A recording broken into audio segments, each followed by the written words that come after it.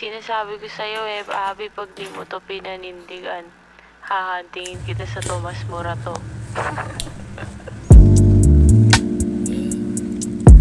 Yeah, yeah, yeah, yeah, yeah, yeah, yeah. Wow. Kailangan ko nang umalis o ngayon na. Daming kailangan gawin, balik na lang pag-ayos na. Medyo nakadami, di na ako nang bahagya. Ayos siya, o pagkadating ng kasama mo, kamusta? Yeah, kamo, halos na. Tagalan din ako, 2:00 na. Nahihilo na ako, sabog pa, maging sayo ako.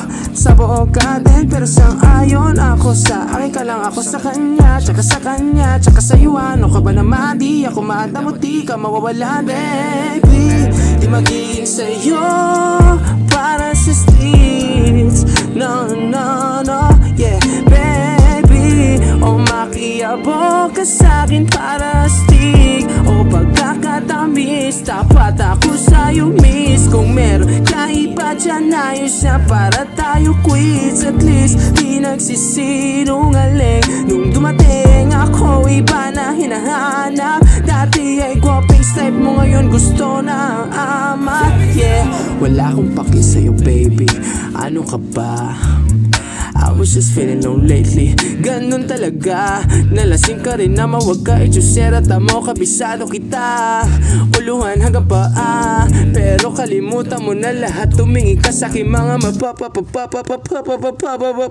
o diba green? Pagkasama mo siya ay masungit. Pagkarating sa'kin medyo malambing. Pag sa'kin medyo malandi. Nawawala yung habdi na nadarama paggabi. Pagka mga labi nagkadampian na di mapigilan na huni. Gusto ko sama magtuwi hanggang mga pako ay kailan maka sa pwesto at ang oras ay huminto. Talagang gobas, hindi olat sang mga panindi ko.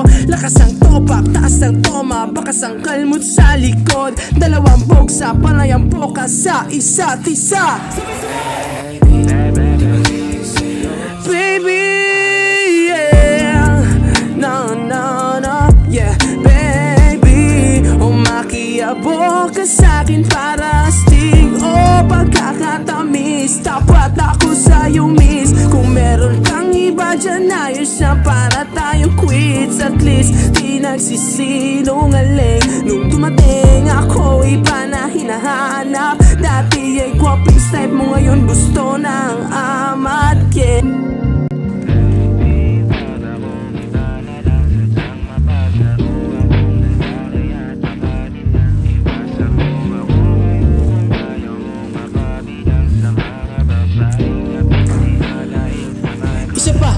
Isa pa baby, wag akong iba na lang. Sadyang mapanglaro akong lalaki at mapanilang iwasan mo ako ngayon. Kung ayaw mong mapabilang sa mga babaeng na biktima dahil sa micro life.